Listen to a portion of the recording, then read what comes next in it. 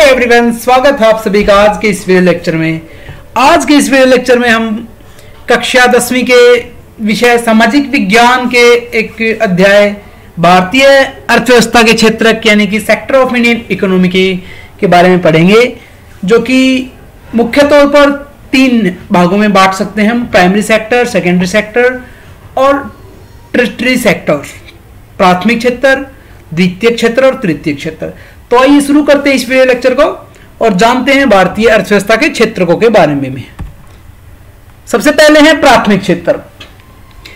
प्राथमिक क्षेत्र से अभिप्राय उस क्षेत्र से है जो भी संसाधन हमें प्रकृति से सीधे प्राप्त होते हैं, कृषि से प्राप्त होते हैं, समुद्र से प्राप्त होते हैं, वन से प्राप्त होते हैं, लकड़ी से प्राप्त होते हैं, पशुपालन से प्राप्त होते हैं। इन सभी चीजों से जो भी चीजें हमें सीधे प्राप्त होती हैं वो सभी चीजें प्राथमिक क्षेत्र में सम्मिलित हैं। चाहे इसमें जंगल से प्राप्त होने वाली लकड़ी है, चाहे इस खेत से प्राप्त होने वाला अनाज है, चाहे समुद्र से प्राप्त होने वाली मछलियां हैं, या फिर जंगल से प्राप्त होने वाली लकड़ी, गायों से प्राप्त होने वाला दूध है। ये सभी चीजें प्राथमिक क्षेत्र के अंतर्गत आती हैं। इसके बाद हम बात करेंगे द्वितीय क्षेत्र की। द्वितीय क्षेत्र से अभिप्राय उन उत्पादों से है, जैसे हमें प्राथमिक क्षेत्र से प्राप्त होने वाले उत्पादों का हम कोई प्रोसेसिंग करके उनका रूप बदल देते हैं।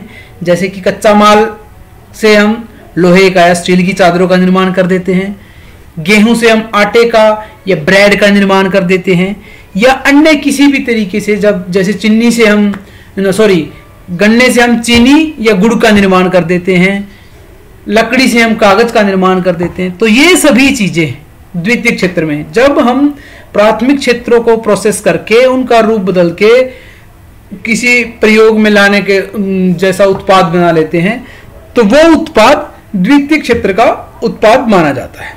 अब देखते हैं तृतीय क्षेत्र से क्या मतलब है। तृतीय क्षेत्र में हम किसी भी उत्पाद के बारे में बातें नहीं करते।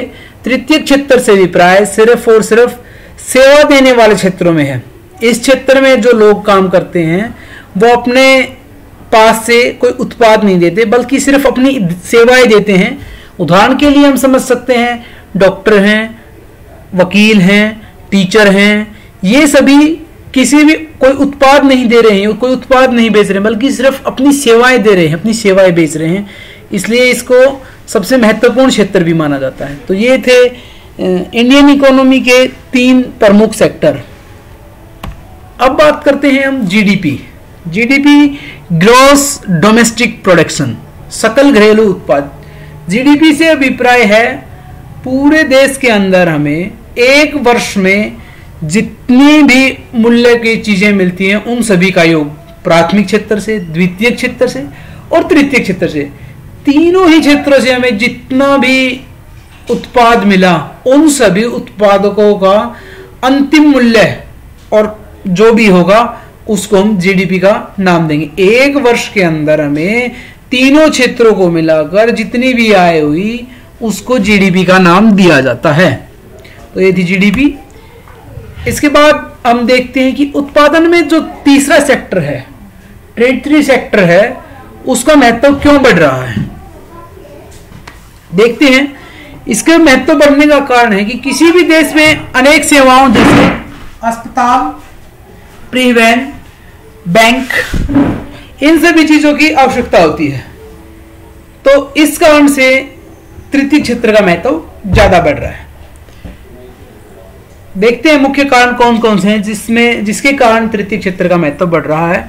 तृतीय क्षेत्र प्राथमिक और द्वितीय क्षेत्र दोनों को ही सहायता प्रदान कर रहा है। कैसे? कृषि उद्योग के विकास में जो भी परिवहन, व्यापार, भंडारण जैसी सेवाओं का विकास है उसमें तृतीय क्षेत्र महत्वपूर्ण भूमिका निभा रहा है। दूसरा, द्वितीय क्षेत्र के जितने भी जो सेवाएं हैं, रेस्टोरेंट हैं, पर्यटन है, शॉपिंग है, निजी अस्पताल हैं, ये सभी भी सेवा पर आधारित हैं। और तीसरा, सूचना और संचार प्रौद्योगिकी पर आधारित कुछ नवीन सेवाएं महत्वपूर्ण और अपरिहार्य हो गई हैं। इसलिए किसी भी देश में तृतीय क्षेत्र का महत्व लगातार बढ़ रहा है और बढ़ता ही जाएगा। तृतीय क्षेत्र सबसे महत्वपूर्ण हो गया वर्तमान के समय में। अब बेरोजगारी के बारे में देखते हैं।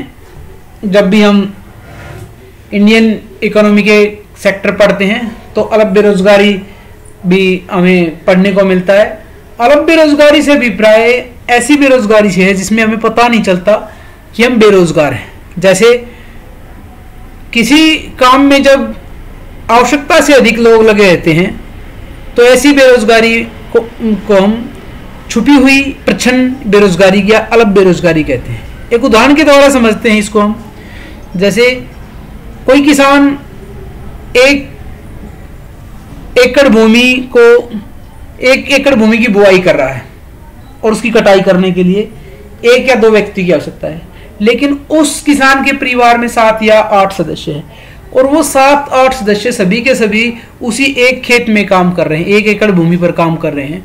तो उनको लगता है कि हम बेरोजगार नहीं हैं, लेकिन वास्तव में जब 1 एकड़ भूमि पर 2 व्यक्ति ही काम करके गुजारा कर सकते हैं तो वो बाकी 5 व्यक्ति, उस परिवार के 5 सदस्य हैं, वो अलग बेरोजगारी या प्रच्छन्न या छुपी हुई बेरोजगारी के शिकार हैं। तो ये थी अलग बेरोजगारी।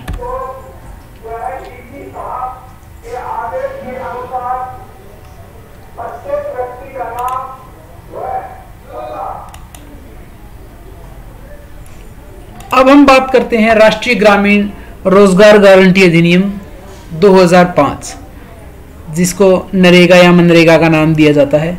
इसमें सरकार के द्वारा 100 दिन के रोजगार की गारंटी दी जाती है, लेकिन अगर सरकार किसी भी मजदूर को 100 दिन का रोजगार देने में कामयाब नहीं होती तो सरकार लोगों को बेरोजगारी भत्ता देने के लिए प्रावधान किया गया है।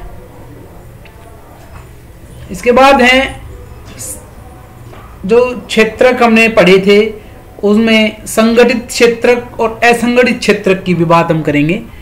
संगठित क्षेत्र की कुछ महत्वपूर्ण विशेषताएं हैं। सबसे पहली विशेषता यह है कि रोजगार की अवधि है वो नियमित होती है।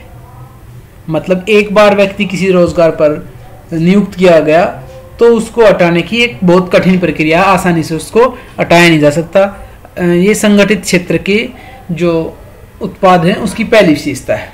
दूसरा है सरकार द्वारा पंजीकृत होते हैं। संगठित क्षेत्र के जितने भी रोजगार हैं वो सरकार के द्वारा पंजीकृत होते हैं। तीसरा, सरकारी नियम और विनियमों का अनुपालन होता है।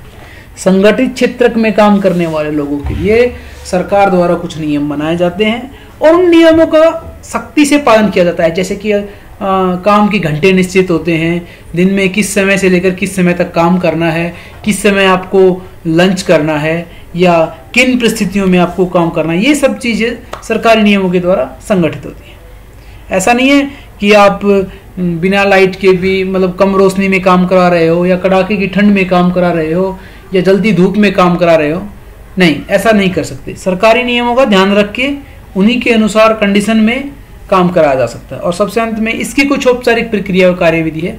ये थी संगठित क्षेत्र की विशेषताएं। अब हम बात करेंगे असंगठित क्षेत्र में हमें क्या क्या देखने को मिलता है। असंगठित क्षेत्र में जो लोग लगे हुए हैं उनके रोजगार की क्या विशेषताएं हैं। असंगठित क्षेत्र के लोग छोटी और बिखरी इकाइयों में अधिकांशतः होती हैं जो कि सरकारी नियंत्रण से बाहर होती है, मतलब सरकार का उसमें कोई लेना देना नहीं होता।